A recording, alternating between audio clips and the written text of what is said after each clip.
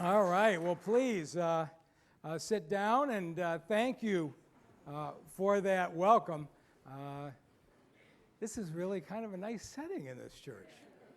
I want to start with some introductions and start with council. I know they were introduced as they came in, but I started something 10 years ago that's carried on as a tradition. The first time council thought it was a trick, where I said, I think the council members ought to be up on the stage with the mayor. I'm hoping it's a tradition that carries on. If you look at everything that's happened in this city in the last 10 years, the financial side, the redevelopment side, et cetera, it has been the council and the mayor together. And if you watch this last budget cycle, I know it drives the media nuts, but there was no ugly arguing back and forth.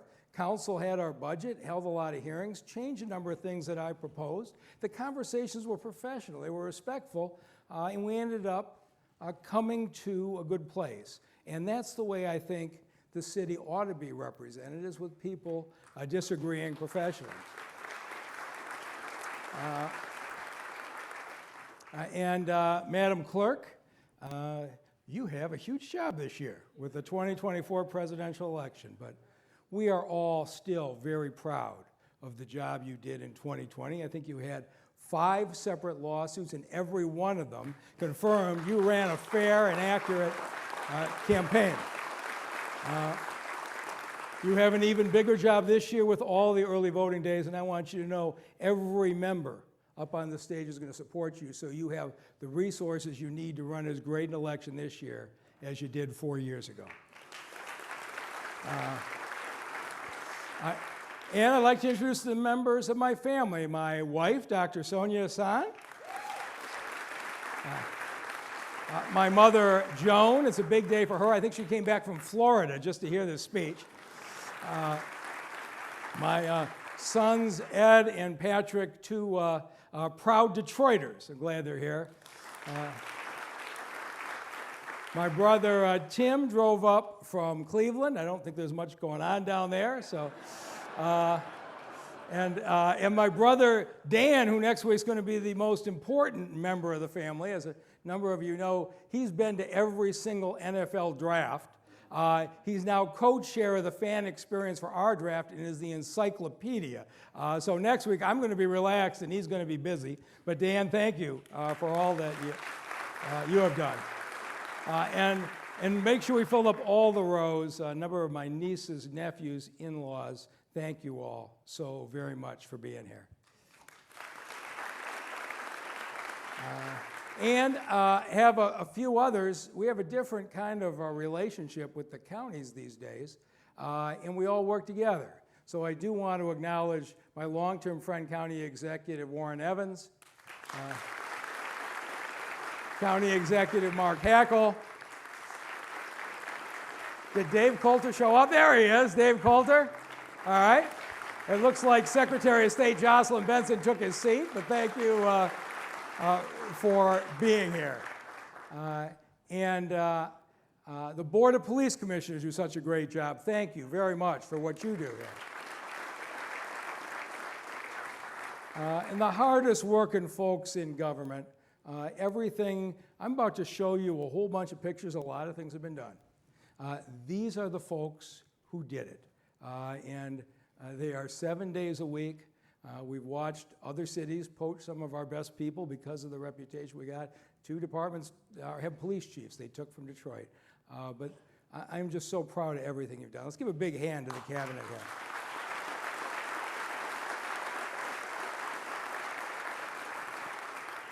And Reverend Richard White and the Dexter Avenue Baptist Church.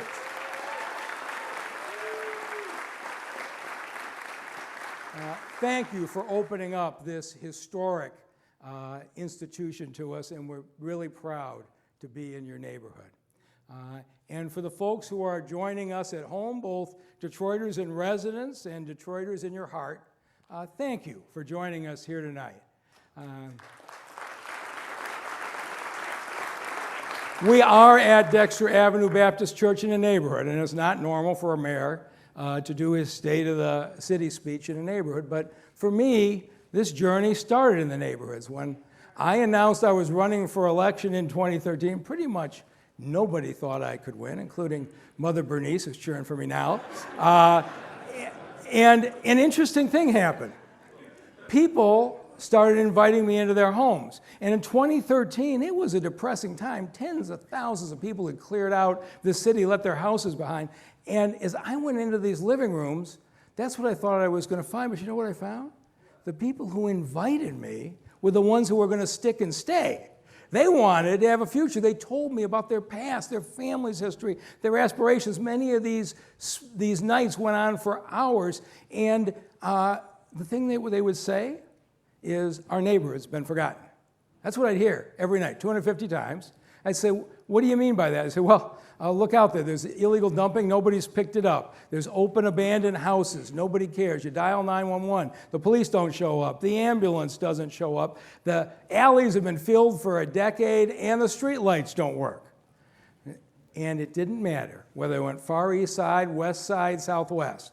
They said, we've been forgotten. I could go to Sherwood Forest or East English Village or Rosedale, and they said, our neighborhood's been forgotten. And I realized in the course of that, what they were really saying is, our city's been forgotten. And it hurt, and it was forgotten. After what Detroit did for the world in World War II, what we did to build the middle class, when things started to go south, the manufacturing industry left, the business community left, Lansing turned their back on us, Washington turned their back on us, it seemed like the country forgot about us, and that maybe hurt the most.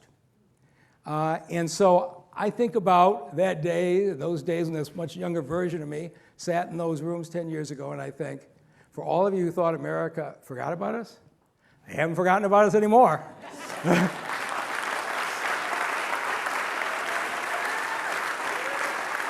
300,000 visitors, 50 million people watching on TV. We got a chance to introduce ourselves again to America. And when we do, we hope to be just like the Lions and introduce America to a very different Detroit than they expected. Because the last time we were in the national spotlight, MSNBC had us on, it was about bankruptcy. And a lot of people, that's still their image. But when they get here, they're going to see a very different city.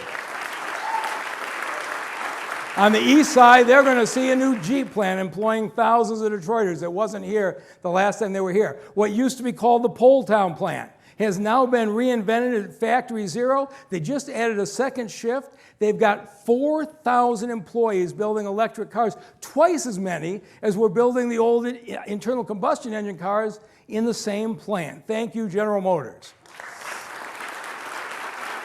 State Fairgrounds, abandoned since 2011. Transformed as a major employment and transit center. 1,200 employees just at Amazon, most of them Detroiters. On West Grand Boulevard, they'll find the new Henry Ford Cancer Institute, which was just a start to the new $3 billion hospital development, one of the finest that's going to be in the Midwest. This is what they'll find. The Hudson's property, abandoned for 40 years, now home to the second tallest building in Michigan, and when it's finished next year, it's going to become the new GM World Headquarters. The new high-rise is reshaping Detroit's skyline. The Torgo family already built the Huntington Bank headquarters in Water Square, and with yesterday's City Council approval, a new convention hotel is going up that's going to bring in even more visitors to our city. So, 10 years ago, people came to Detroit on ruined porn tours. You're in the Los Angeles Times and the New York Times. Detroit's the world capital of staring at abandoned buildings. Well, when they come back to stare at this abandoned building, they're going to find that it's a new 700-employee Lear seating plant. And the Book Tower, abandoned for 25 years, beautifully restored by Dan Gilbert. The United Artists Theater that closed in '83. Emmett Moten and a team of Detroiters are finishing up the rebuild of 150 apartments. The long-abandoned Eddystone has already been rebuilt by Chris Illich into beautiful apartments. The AMC headquarters was a must-see stop on the ruined porn tour. When they get there today, it's a new GM parts facility. Of course, everybody wanted to see Fisher 21. I went through it the other day, and I think everybody in town visited and spray painted on one of those floors. It's now being renovated by Greg Jackson and Richard Hosey into 435 new apartments. And of course, they'll want to see the abandoned Packard plant that stopped making cars in 1956. But more than 60 years later, it's now being demolished, and we're saving the front as part of an historic site, but it will be a new auto manufacturing site. They won't even be able to look at the Packard plant anymore. So this year, when they show up, we're officially declaring Detroit's ruin porn tours canceled. Instead of blight, they can visit beauty, like they have on the new Riverside Park. DTE took this eyesore on Grand River and built Beacon Park. Our industrial riverfront, as you all know, is now rated by USA Today the finest river walk in America. That's what they're going to find. And our visitors are going to find another dramatic change. Our financial condition. All the national stories, debt, bankruptcy, and the like, they didn't pay attention for us for a while. But last month, Detroit returned to investment grade status for the first time since 2009. And the members of City Council had an awful lot to do with that. But as our finances improve, I'm doing something unexpected. I'm going to work to lower your property taxes. All right? Because as we gain, the public should get something back. Now, I have this fight in Lansing for the land value tax to give you an immediate 17% cut, which every national economist said would be a great thing for Detroit, but I can't begin to understand the vagaries of Lansing. So that may take us a while, but you know how I am. If I get stopped one way, we'll find another way. And so there are things we can do to cut your taxes. In 23, we passed a budget and gave you a $1 mil tax cut. Last week, we passed another budget that's giving you another $1 mil tax cut, and next year we're going to do it again. My mother says I'm the oddest of all politicians, a Democrat who keeps cutting your taxes. I don't know what that means, but we're going to keep going. And as our finances improved, we didn't defund the police, right? We made a 10-year commitment because I sat in those living rooms and I listened to the fear in the face of so many people. We had the highest homicide rate in America. We were nationally known as Carjack City, 782 carjackings in 1 year. And I wasn't the mayor at the time, but they hired a new police chief, James Craig, and the first thing that happened was he nearly got carjacked. All right? This was the city that we had in 2013, okay? And so we know what happened. Pay and morale was bad. Officers were leaving. But what we said is we're going to do what our citizens want. We invested in our police with $10,000 pay raises, which our officers deserve. We put 230 more cops on the street. We invested in technology, creating one of America's most advanced real-time crime centers. We got great partners like Dawn Eisen and all of the federal agencies who are leading the One Detroit Force that's helped bring down the violence rate in this city. County Executive Warren Evans and Judge Frizard, Judge McConico, Prosecutor Kim Worthy. We had 3,500 people charged with gun crimes who were wandering the streets because the courts had been shut down. They all came together and cleared out that backlog and are a big part of our success. And here's what happens when you all work together. Homicides are down to 252. Now that's still 252 of our neighbors that lost their lives last year, but we're going to keep working at it. And there was nothing that would bother me more than the carjackings. I'd talked to seniors who were afraid to go out at night because they thought somebody was going to stick a gun in their face and take their car. And so we said, we're going to go at this a completely different way. We started this project called Green Light. I had a whole bunch of naysayers. Oh, this green light's not going to work, et cetera, et cetera. But you know who was on my side? The public. And so every place in this city where they had a bad actor and they wouldn't put up a green light, the neighbors went and demanded the green lights. And that's how it spread across the city. And now 10 years later, Detroit's the national leader in reducing carjacking. I'm going to show you numbers you're not going to believe. 2013, 782 carjackings, 15 a week. You remember those days? It was scary. Okay? 2024 through yesterday, we're a third of the way through the year. You know how many carjackings we've had a third of the way through this year? 27. We're at 2 per week.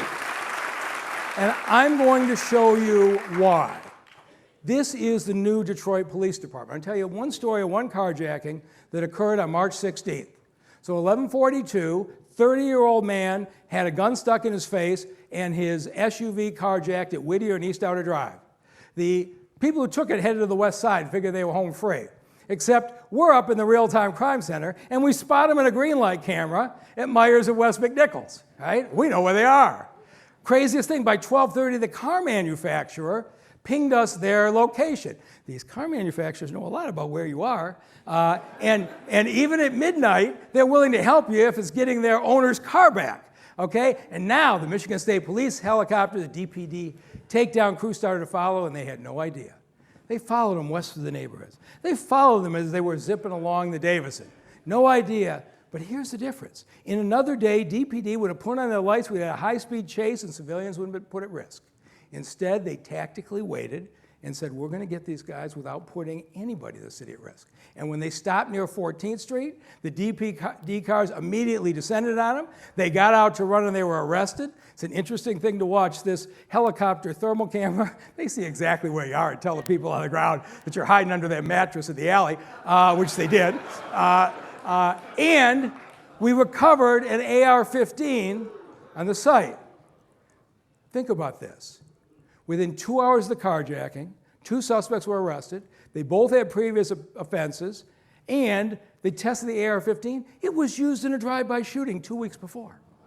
All right? This is the Detroit Police Department. When it was 15 a week, it was hard to investigate. But now, at 2 a week, let me tell you something. If you're going to stick a gun in somebody's face in this city and take their car, we're coming after you like an episode of 24. That's what's going to happen.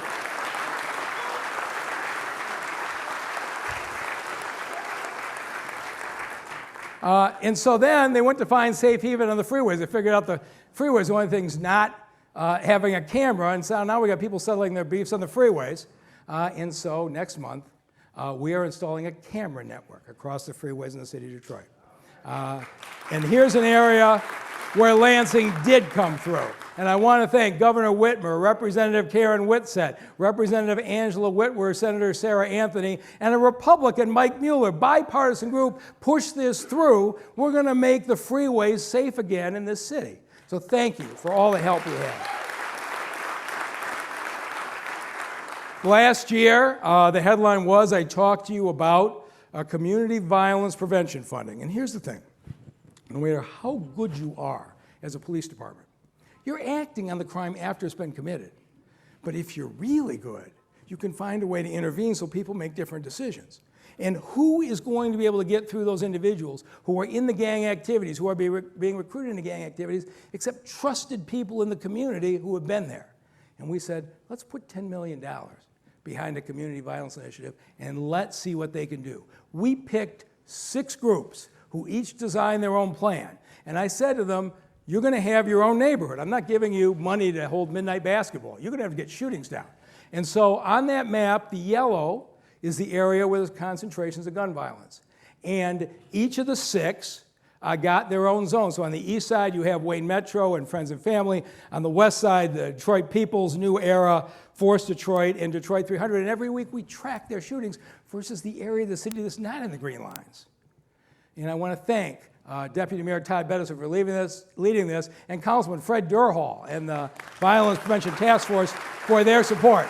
So our 6 activist groups began to outreach in the community this fall. They're in the high schools and the like. Interesting. They have 2 different strategies. 4 of the groups said, I want to have face-to-face conversations with the individuals who are involved in this to try to get them to make different choices. 2 of the groups said, we need more CB patrols and patrols to deter them. And I said, you pick your own strategy. We're going to measure you. And so after 6 months now, we have a report card. A year ago, I said I didn't know how this was going to work, and I got criticized in the paper for saying I didn't know how it was going to work. I didn't know. I don't know how to be anything but honest. Nobody's tried this before. But we have a 6-month report card. And so here's what the last 6 months have been compared to the same 6 months the year before. The city of Detroit, outside the CVI zones, our shootings are down 28%. Police department's done a great job. Now, these guys, these 6 contractors, have their first contract through July of 24, and they have to prove themselves. The 4 groups that emphasize personal interaction, their shootings in their areas went down 44%. So next week, I am sending a contract to City Council to extend their contracts through July 1 of 2025, and let's keep them going. And I'm pretty sure there's going to be enormous support for that. And then we had 2 groups that focused on community patrol. Their shootings went down 13%. They're not doing even as well as the rest of the city. But you know what's happening? The 4 who are succeeding are working with them now. And I said, all right, I believe in you. They're adjusting their strategies. So we're sending a contract to extend them through October, give them a chance to recalibrate their strategies, go back into the communities, because I believe this is the key. And we're now drawing national attention because we're the one place we're actually measuring the community violence programs. And here's the difference. 10 years ago, when we were in the headlines, it was carjack city and murder capital. In February, President Biden called Chief James White to the White House to lead a national conference on how to reduce gun violence in this country.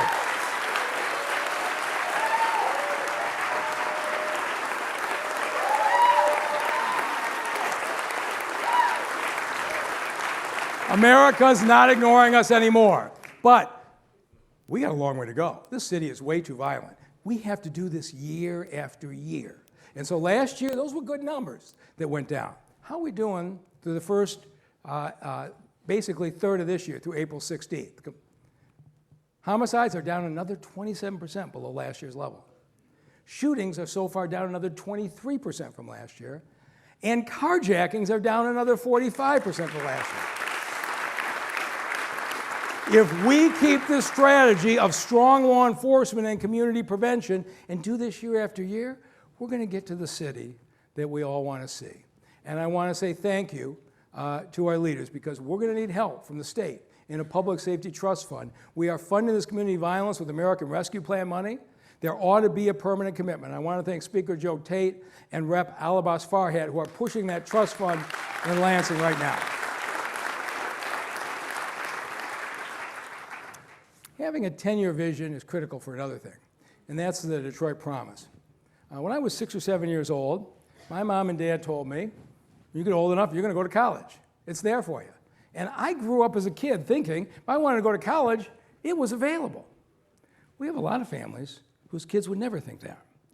And if there's one thing I wanted to do, I wanted to change it. There are so many smart kids in this town, 6, 8, 10, 12 years old. It never crosses their mind they could go to college. We've changed that. And right now, children of Detroit families have college tuition guaranteed forever. Sounds impossible, right? You think I'm exaggerating as a politician? Let me show you.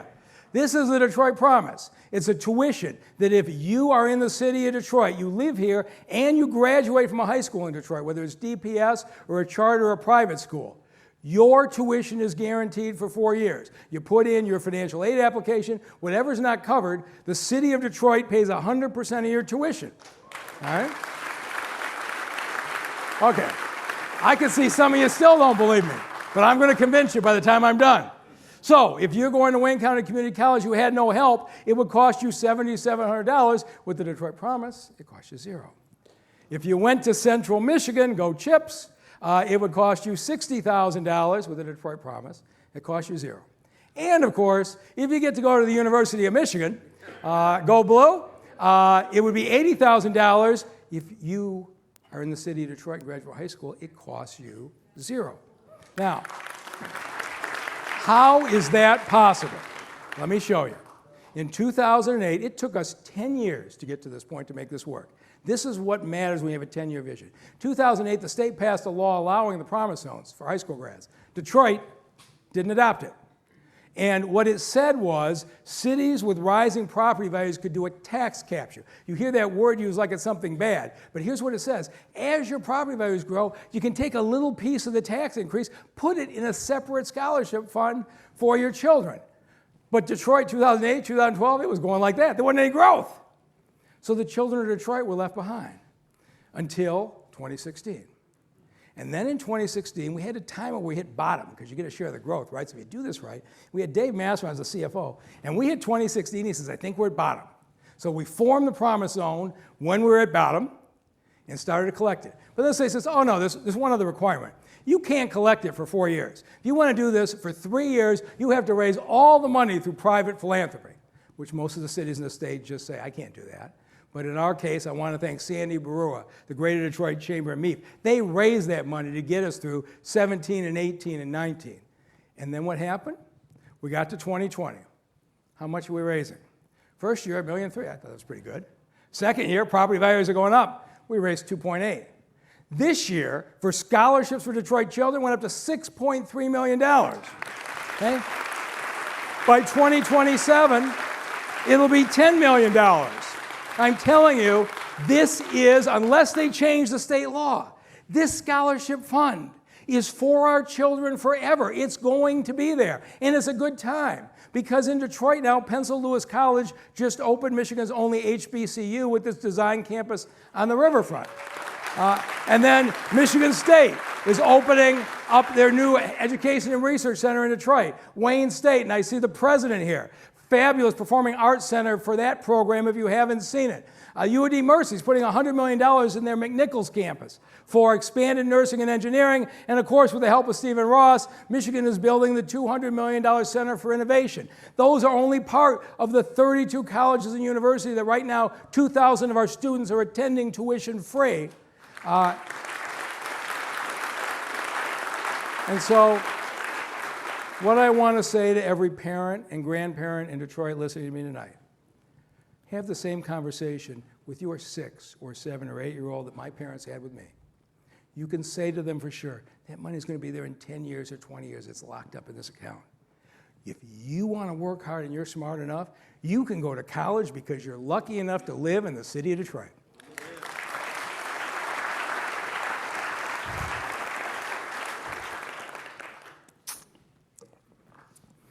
If you want to really talk about our children's long-term interest, we need to do something on climate change, right? I know people in Detroit don't normally think about that, but you've seen the flooding, it's impacting us. And so I had this plan that said we could convert 127 municipal buildings to solar energy. And I want to thank Scott Benson and the Green Task Force who supported us on this. But again, this is hard. So we started in 2016, we opened a solar field. You know what? It wasn't economically cost effective. I said, okay, I tried. I've made a number of mistakes over the years, as you know. So 2022, Joe Biden signs the Inflation Reduction Act. It cuts our cost of solar by 30%. Now, we can build solar fields and pay for them and be comparable on our costs to the $8 million a year we're paying DTE to run our buildings. All right? Does Detroit care enough to be leadership on climate change? We're going to find out in May when I send this to City Council. So in last June, I said to the neighborhoods, you can apply. I would like to have 6 solar fields on 250 acres. And we got neighborhoods where people love their homes, but the horrible blight nearby just depresses them. We got neighborhoods where I said, okay, put your solar field there in the blighted area, and we'll pay a community benefit of $15,000 a house to put windows and furnaces in your house to the nice neighborhood next door. Who wants that agreement? And I just let people choose. This is a chance for Detroiters to decide for themselves. No one is going to be forced to sell a home that they live in. We're not doing that, all right? Owner-occupied houses, we offered a minimum of $90,000 and only if the homeowner wants to take it. And when you're in the only house on the block, a bunch of people want to take it. Okay? Landlords, vacant landowners get fair market value. Renters love this deal, 18 months free rent, and we move them. So, what happened on the competition? Well, the neighborhoods that were going to get the $15,000 came forward. 8 neighborhoods made the finals. I don't know if you can see it on this map, but those 8 zones are spread from the west to the east. But rather than me tell you their story, I want you to hear their story from them.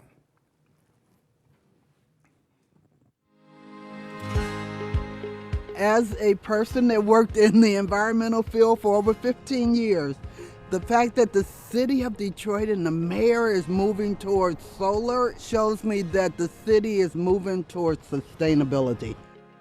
My name is Sandra Turner Handy. I'm the president of the Denby Neighborhood Alliance. Our community applied to be one of the groups for the solar parks.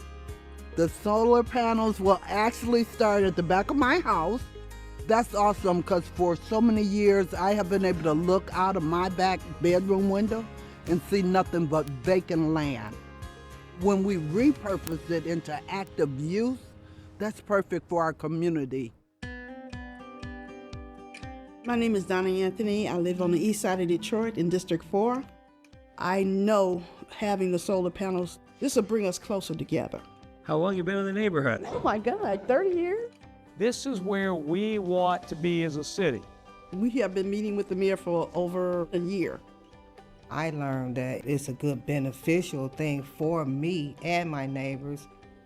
Our homeowners will be able to get a certain amount of money to do energy upgrades to their homes. That's a win for everyone. These are things I couldn't afford on my own. I don't have big income to replace a $10,000 furnaces or a roof. This solar panel project is a definite plus for our community. This is the neighbors saying what they want. So, what happens now? Next month, I'm going to send the first 3 winning neighborhoods up to City Council and ask them to give us authority to acquire the land. I'm going to send contracts for 2 solar companies. I don't just want 1 solar company. I want 2 that have to keep competing against each other to each do half the fields. And in early 25, send the next 3 neighborhoods after we've had a chance to acquire the first set of land. And I'm already hearing from some of the council members they'd like all 8 to win. And it's possible that could happen.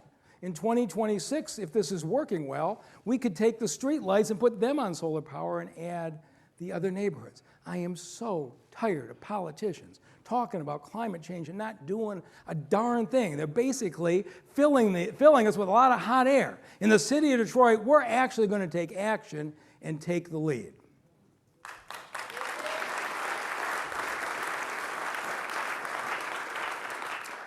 There's no area of the city that benefits more from a long-term vision than building affordable housing and reducing homelessness. You know what cities across this country look like. Everybody who visits here from out of town, the first thing they say to me is, where are your tent encampments? And I said, we don't have tent encampments. You can't, when all the tent encampments show up, say, oh, I'm going to go move them somewhere, if you haven't built the capacity. But for 10 years, this mayor and city council have been building affordable capacity every single year. We figured out how to leverage the federal money and the private sector. And as supportive as everybody been, the ones who pushed us over the top, and I want to thank them today, was 2 years ago when council members Letitia Johnson, Angela Callaway, Mary Waters, and Gabriela Santiago Romero prioritized the American Rescue Plan money and put together a $200 million package for affordable housing. And where that put us? 71 projects in 5 years, $1 billion in new and renovated affordable housing in the city. But here's the thing, with the way rents are going up and the people are moving in, we're going to have to build another 70 projects and another $1 billion over the next 5 years, but you have a mayor and a council that are committed to do that. But there have been a lot more strategies. Council President Mary Sheffield sponsored a program for legal representation for our low-income tenants facing eviction. If you are being evicted and you want a lawyer, show up at your court hearing, whether it's on Zoom or in person, and there will be a city lawyer there from right to counsel to represent you. There are some individuals that don't want to be under a roof for whatever reason. It may be a mental health issue, an addiction issue, something about their situation, but our HAND network just does an outstanding job of providing service to the folks on the street. And our new housing services team, we got 100 folks working the phones. They've already placed 750 families in permanent housing. And we've got a helpline for anybody who feels housing insecure. And so, again, the national media used to write about poverty and homelessness. And now, the national media is talking about Detroit as one of America's leaders in affordable housing and homelessness. Did you ever think you'd see that? That's what happens when your elected officials work together. Here's what else a long-term vision can do. It can build a first-class fire department. You remember 2013, we were down to 8 ambulances in this city. You remember that? We had so few. Roger Penske had to buy the ambulances and give them to Mayor Bing because the city didn't have any money. People, it was hopeless. You just put people in the back seat and you drove them to the hospital yourself. You guys remember those days? Today, we have 42 ambulances and 33 medical staff fire trucks on the street. And the reason we have medically staffed fire trucks is because the firefighters in the fire department got cross-trained to do medical runs to double our response. It was a remarkable thing for them to do at that point in their career. And the result is that right now at 7 minutes and 30 seconds, the Detroit Fire Department's response time is beating the national average. And we owe a huge debt of gratitude to the men and women of the Detroit Fire Department.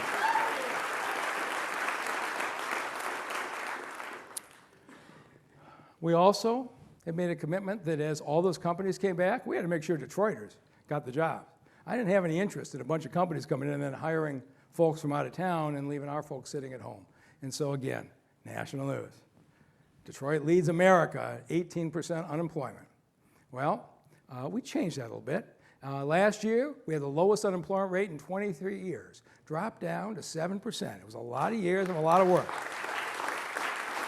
But the reason is that Terry Weems and her team are making sure Detroiters get those jobs. And today, every single Detroiter who wants to work, we have jobs available for you today at Detroit at Work. We've never had that in my lifetime. And if you don't have the skills, because of President Biden, the American Rescue Plan, we set up $100 million in adult scholarships so that you can take them.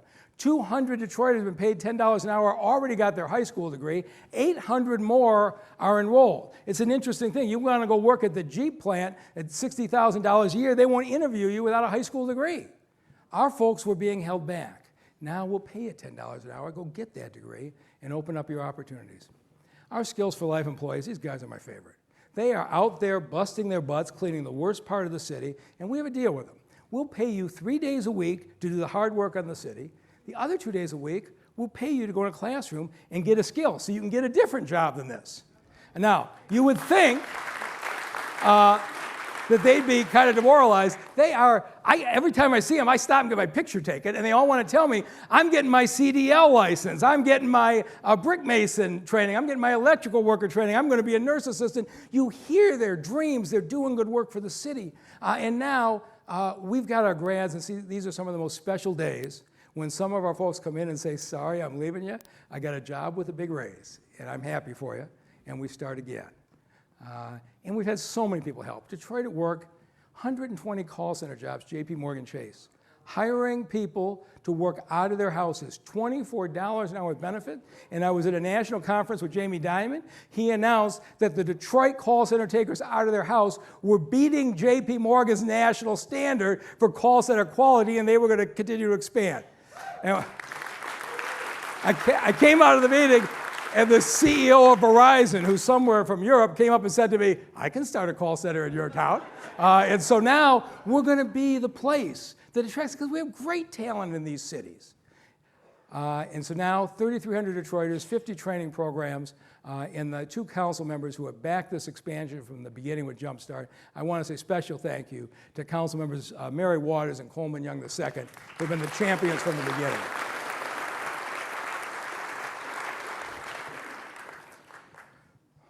So you got 9 centers. We're waiting for you tomorrow. After 10 years, we haven't solved everything. And we got to get on this bus system. And we're going to do it this year. In the last year, we've hired 140 new drivers. We've raised pay $3 an hour.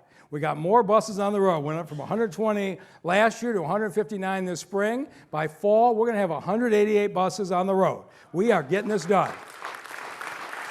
And for the thousands of our residents out at 8 and Woodward who've been standing out in the cold waiting for connections, next month, you're going to be able to wait inside at the beautiful new Jason Hargrove Transit Center we built at the fairgrounds, honoring a driver who gave his life during COVID working for our citizens. But we are, I know it's not there, we're going to build the first-class bus system.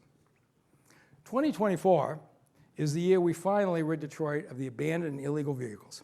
Now, so much of the ideas I just talking to people. So I'm in a neighborhood on the west side, and some lady's on her porch waves me over, and she says to me, you've been doing okay at some things, but some things not so good, which in Detroit is a compliment. And so I said, okay, tell her what I'm not doing that's so good. And she says, that car across the street with the 2 flat tires has been there for 2 months. She says, and 3 doors down on their vacant lot, they parked a semi-truck. Says, my daughter lives in Farmington Hills, and when the grandkids come, they say, Grandma, why are there abandoned cars and trucks in your neighborhood? Now, she said to me, do you think there's any abandoned cars and trucks in the neighborhoods of Farmington Hills? I said, no, ma'am, I don't think there are.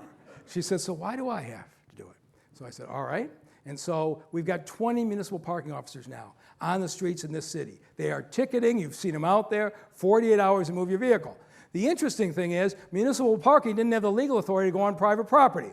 So Chief White says, I'll take it on. We gave him 12 more code enforcement officers, all right? And now he's going after the sites like this on the private property. And here's what we're focusing on your private, and this is a problem. I've already got some calls from some council people who say we're being mean to people. We got a call from a council person where we took 23 cars, including 5 stolen cars off a site. The council member wanted to know why we're being mean to them. But we are going to do this. Multiple vehicles stored on the lawn, we're going to prioritize. If you're fixing your own car in your backyard, nobody has an issue. You can't fix all the neighbors' cars, all right? And commercial vehicles stored on residential property. That's what we're doing. Now, on private property, I know this is new. It's going to take time to adjust. You have 2 weeks in that case. And so you can't store your cars on lawns like this, okay? You can't store your commercial vehicles in our neighborhood.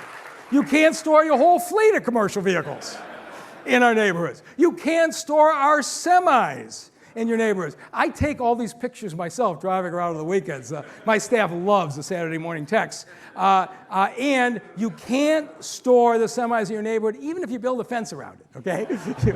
Okay? You can't turn a residential neighborhood into an industrial zone by building a fence. These will be ticketed and they need to be moved. We are going to give the residents in these neighborhoods the quality of life that they deserve.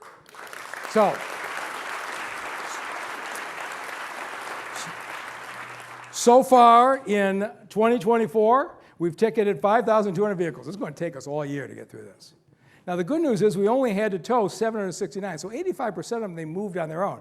I'm giving everybody else a head start, okay? They're coming, and so you need to make other arrangements. And if you have a neighbor and you'd like to speed the process along, we have the Improved Detroit app, and they will jump right to the top of Chief White's list if you just put it on there and send it to us, and you can help us speed up the cleaning of your neighborhood. There are many communities, and I'm going to talk about something we don't often talk about, which is the history here. There's many communities in the last century that helped build the city, and they always commemorated their community. The French have got statues of Cadillac and Father Gabriel Richard, the Irish Father Clement Kerm, the Polish erected a statue to General Kosciuszko, the Armenians to Father Gomidas Vardabed, and of course the German Americans had their hero whose statue sits in Grand Circus Park, Mayor Hazen Pingree. And we should celebrate those groups and what they did. But 2024 is the year we're going to make the same commitment to Detroit's Black history. All right? And we're going to start at the Brewster Rec Center, which is a childhood center of many Detroiters, including Diana Ross and Supremes, that came out of the Brewster neighborhood. And it was the training site of Joe Louis. It was closed in 2006. And I was pleased to read in Sports Illustrated, this is when we get national publicity, that it's being demolished in the city of Detroit. Every time we get national coverage, right? So we're not doing that. And so with the help of MHT and Bishop Charles Ellis, who's here today, that center is being restored, including Joe Louis training ring. This is the ring that Joe Louis trained in when he beat James J. Braddock for the World Championship, when he won that rematch against Max Schmeling, and it is going to be restored for training for our young men and women in boxing in Detroit today. That's how we celebrate our history. In September 1925, the Ocean Sweet family moved into a white neighborhood at Charlevoix and Garland, and were immediately met by a mob.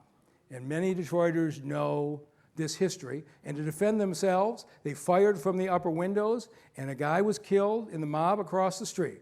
Of course, that meant everybody in the house got prosecuted. And the NAACP brought in Clarence Darrow in one of the most famous cases in the country. And the jury's acquittal of Henry Sweet had a huge national impact. It stood for the proposition that no matter who you are, what color you are, you have a right to defend your home against people who are threatening it.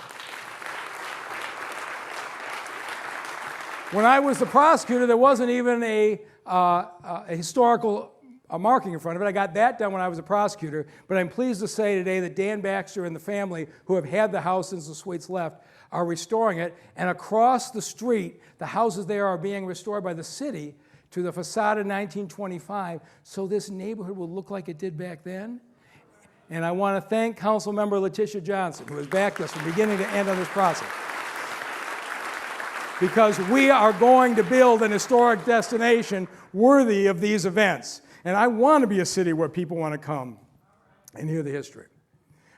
Before the Civil War, Detroit played a crucial role in the Underground Railroad. Escaped slaves were guided through the country to the Detroit River, went across the river by boat to Canada. And the site was known as Freedom Point, where they left America. Right now, behind the site of the current Wayne County Community College District. And I'm really pleased to say that Reverend Wendell Anthony and Dr. Curtis Ivory have launched a campaign to build a major memorial to honor the stories of these brave men and women. I look forward to the people of the city of Detroit getting behind this. It's a story that needs to be told. But Detroit's future to me always comes back to where I started, to the neighborhoods. And I keep thinking all these people have said, my neighborhood has been forgotten. And I kept going back to the people who said, you've still forgotten me, which I heard in 2015, 2016, but Detroiters are not shy about telling me how I'm doing. The Midwest neighborhood always had that to say. Over in the Tarman and Livernois area, they're looking out at an industrial area like that. They thought they had no hope. And Barton McFarland's got some beautiful homes. They're looking out on this industrial area. In fact, there's a whole bunch of neighborhoods over in the 96 Livernois area that are being depressed by that industrial site. But we looked at it and we realized Conrail still owns 7.5 miles of abandoned railway through the middle of that blighted industrial site. And we looked further, we said, you know what? We could have that be the basis of a loop to go around the neighborhoods all around the city. And so we bought the Conrail property. Okay? I know it's not usually what mayors do, but we thought we could change things. But instead of having the city planning department sit down and plan what we're going to do in people's backyards, we brought in the neighbors. And for months, the neighbors sat in the room and designed what they wanted to see in that greenway. And this abandoned site on Warren in 2017 looks like this today.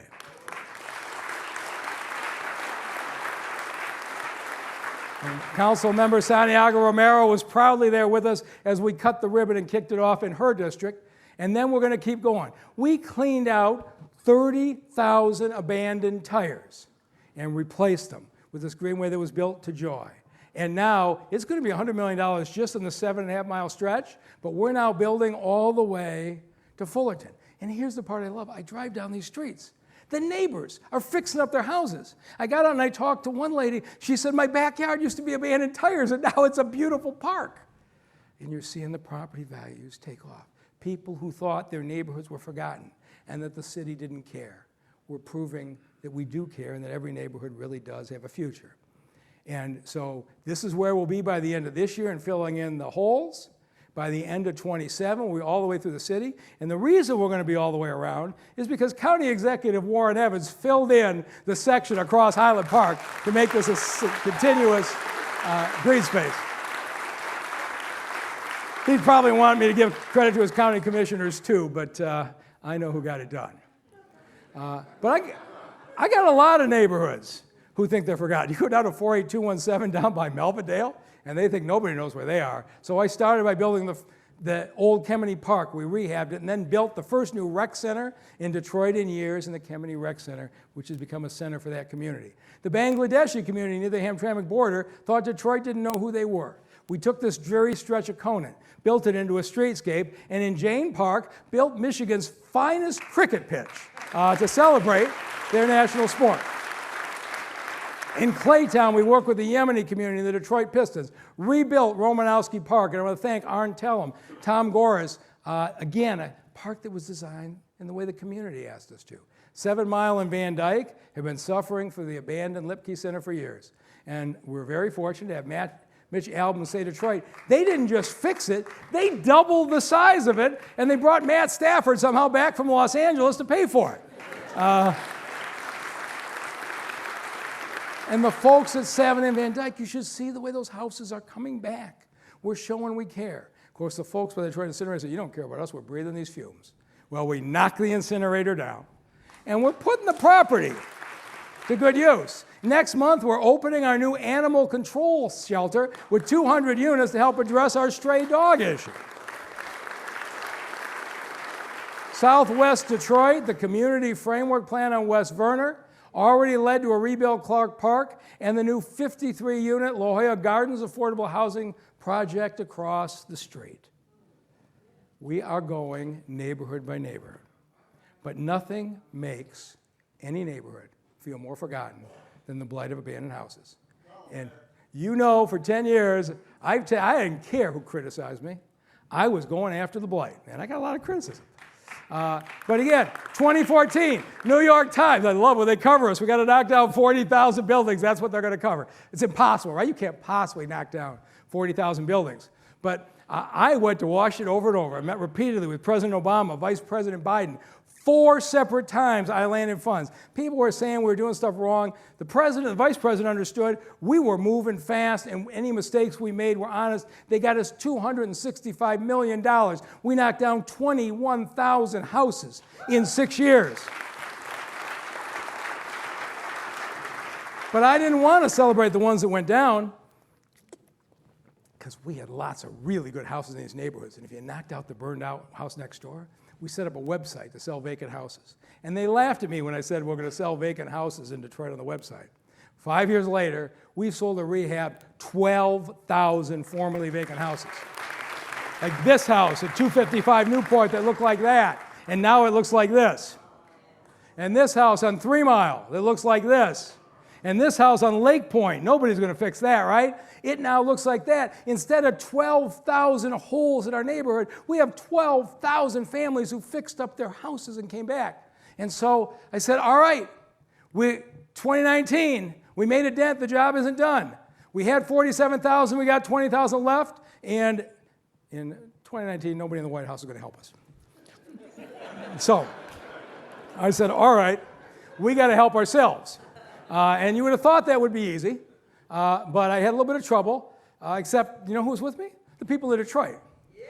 And we finally got the issue on the ballot. Detroiters voted 71% to pass Proposal N, because I promised you I'd deal with the last 20,000 houses that the land bank had. And so I have to give you my report card. So as I told you, we went from 47 to 20. This week, we are down to 4,400 abandoned houses owned by the land bank. And those last 4,400 by the end of 2025, we're going to knock down 1,700. We're going to sell and rehab 2,700. By the end of next year, the land bank is going to be very close to 0 vacant houses in their entire inventory. So thank you to everybody in this city that backed us. Now, we still got some private abandoned houses, and we're going to start up the legal avenues to get them. But one step at a time, get rid of the land bank ones first, and we'll do the privates. And so this is the thing about the city. I started to get down the houses. I went to my neighborhood meetings, and they said, that's really good about the houses. Our alleys are all clogged up. I said, okay.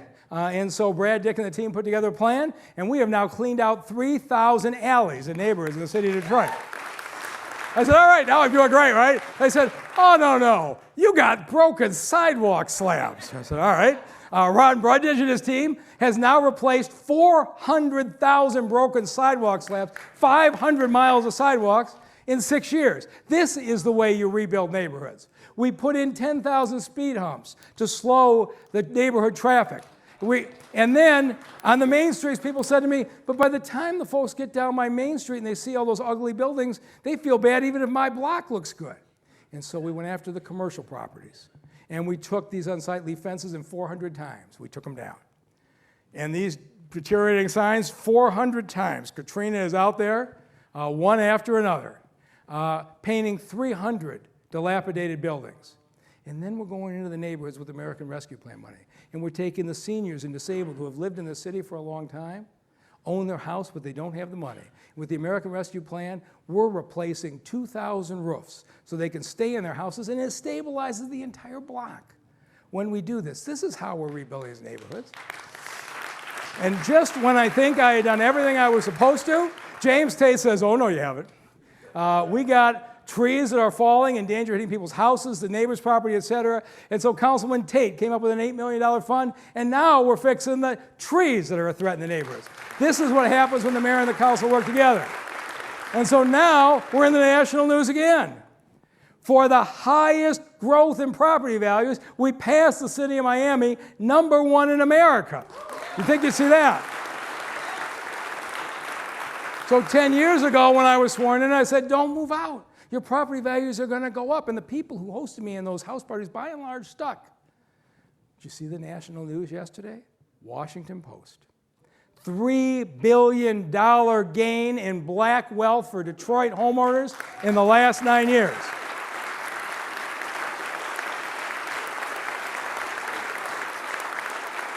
That's for the people who stayed.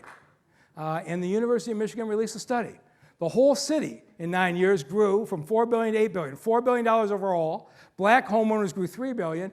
Interestingly, the highest percentage were Latino homeowners whose values tripled. They grew $400 million. And anybody who's been down the Verner corridor isn't surprised at what's happening. This is the city that we wanted to build where everybody benefits from the recovery. And the next time some out-of-town person comes in here and says to you it's all happening downtown and midtown, nothing's happening in the neighborhoods, you tell them the University of Michigan study has 4 billion reasons why that's not true. And I want to thank the 600 block clubs and community groups that have done this. This has been a team effort all the way. But I wanted to come back here on Dexter Avenue because this is the place where everybody said to me, this neighborhood's forgotten.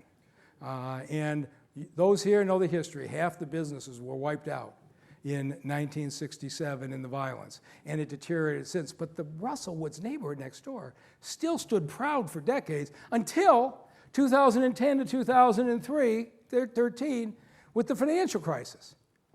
The land bank had 15 abandoned homes in Russell Woods. If you've been in Russell Woods, it makes you cry that these abandoned houses are there. So instead of knocking them down, the land bank put them up for auction. And this house on Tyler that looked like that now looks like this. And this house on Davison that looked like that now looks like that. And the neighborhood started to come back. And so we said, okay, but how about Dexter itself? Well, they said, let's start with Zussman Park. You think that's been forgotten? Now we've rebuilt it. It's beautiful. The In Harmony Cafe is now the home for a new thing. It's called the Dexter Avenue Business Association. It's exciting. And on the rundown commercial corridor, we started this week building the $10 million Dexter Streetscape. Sorry about the traffic out there today.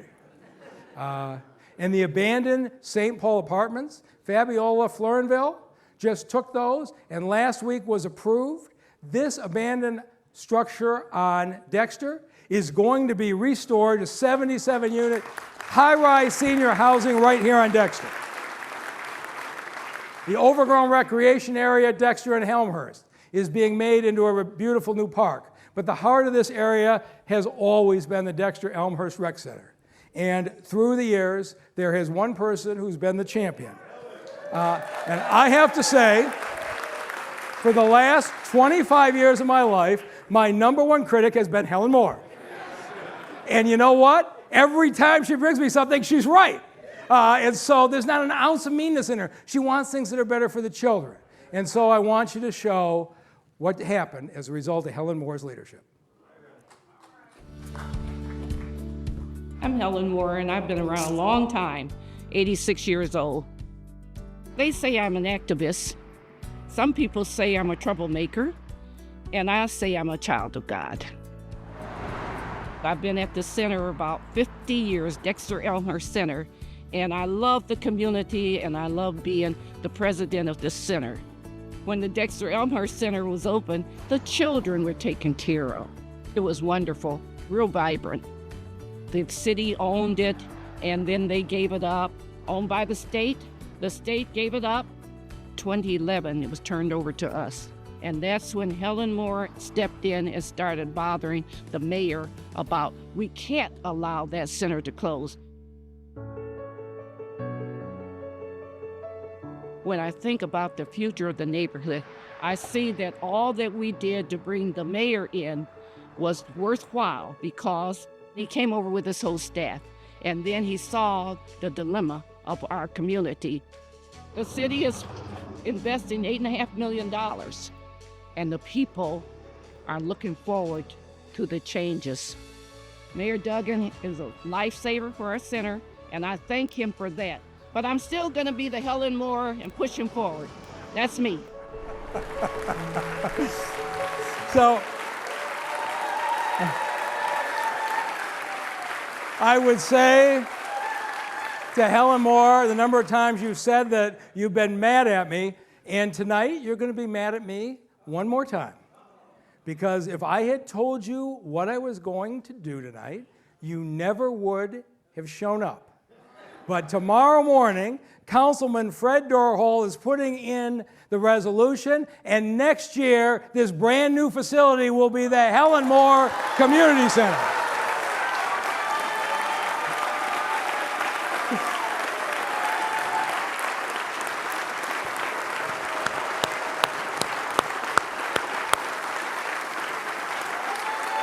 All right, so Detroit, thank you all and have a great night.